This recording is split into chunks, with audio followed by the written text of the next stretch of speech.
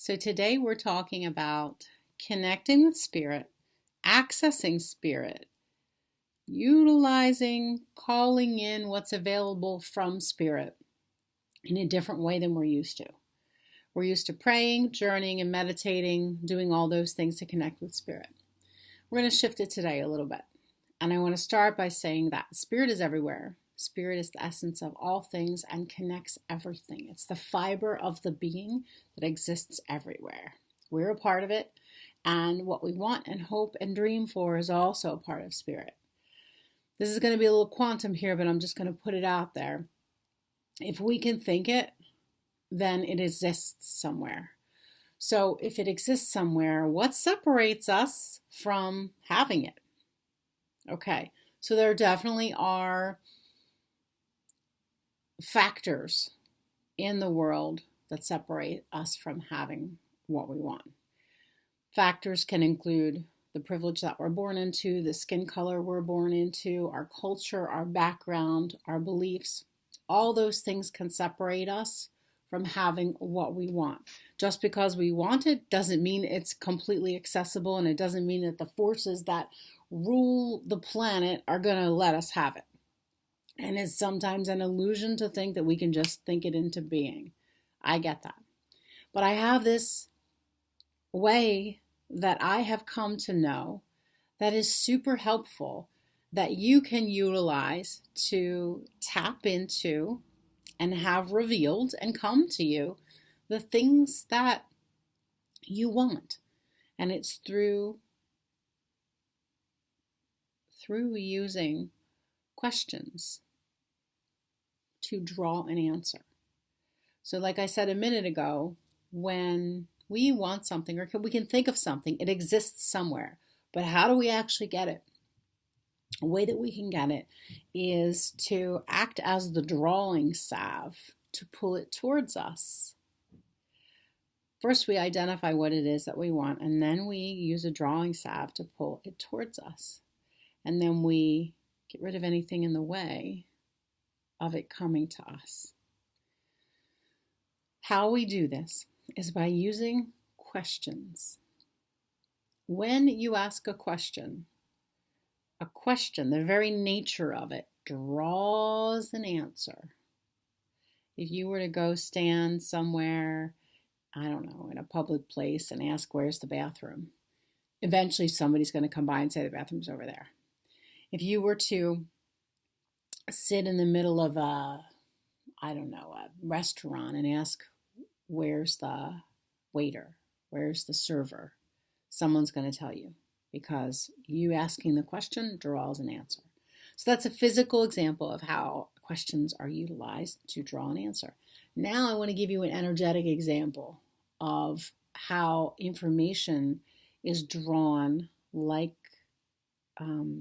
drawn to you from spirit through using questions. So the very nature of a question is the question draws an answer. The thing here is that we can't always see the answer, but we need to continue to ask the question. This is going to make sense. Watch this twice if you need to, but you're going to get it.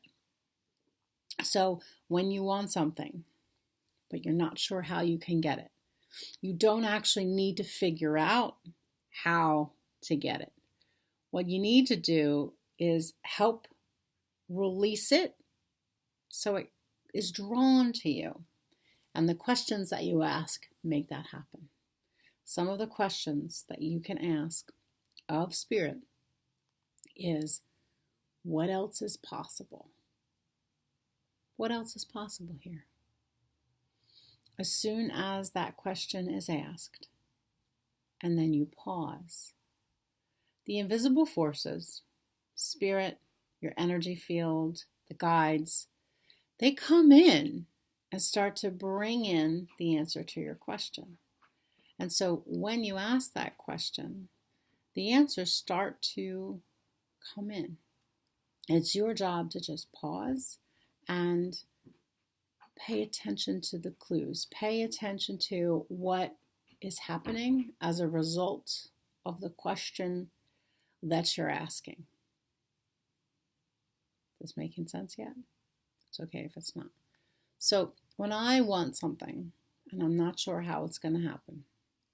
I try to figure it out, try to make it happen, try to come up with a plan, but I'm just not getting it. I take a breath and I let go of my need to figure it out, because our attachment to having it figured out is what gets in the way. And using these questions helps to move our attachment of figuring it out of the way, and then it allows what we want to come to us. What else is possible here?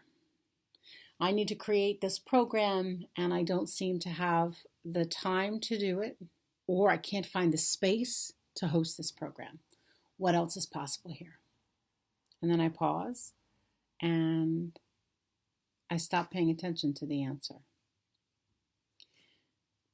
And then the answer starts to make itself known, because I've asked the question that draws the answer, and then I stop trying to figure it out. So the answer may come right in that moment, sure, but most likely not. The answer comes when throughout the next day, throughout the next week. And then there are clues that start to come in that allow me, or that I have a choice to follow. I can follow the clues that are in response to the question that I've asked. The question draws the answers. It's our job to ask the question and let it come.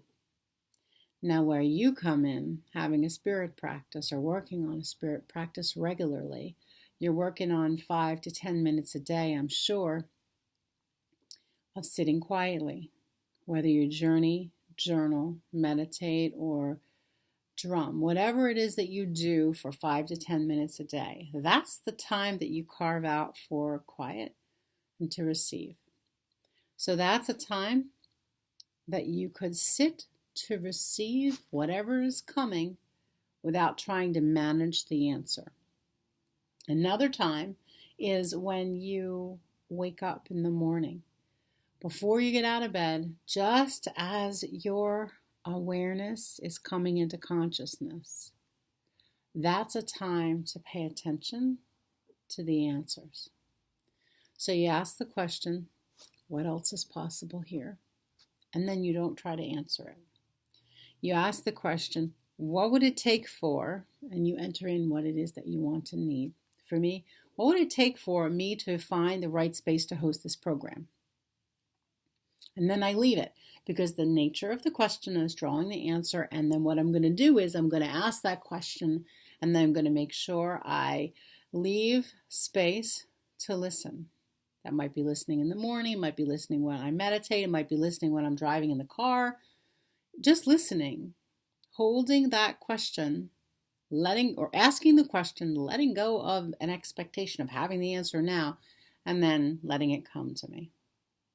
There are many ways that I have been assisted by spirit, by the life force, by the flow of all that is, through asking the questions and letting go. How does this land? How does this feel? Is this doable? Pick something that you want. Pick something that you're working on and start asking, what would it take for me to have that new car? What would it take for a new job opportunity to come around? What would it take for me to move through this day with ease? You ask the question, the answer starts to come. If you want to take it to a next level, you can ask the question, pause, and then just make a statement that says, anything in the way of that answer, I completely uncreate.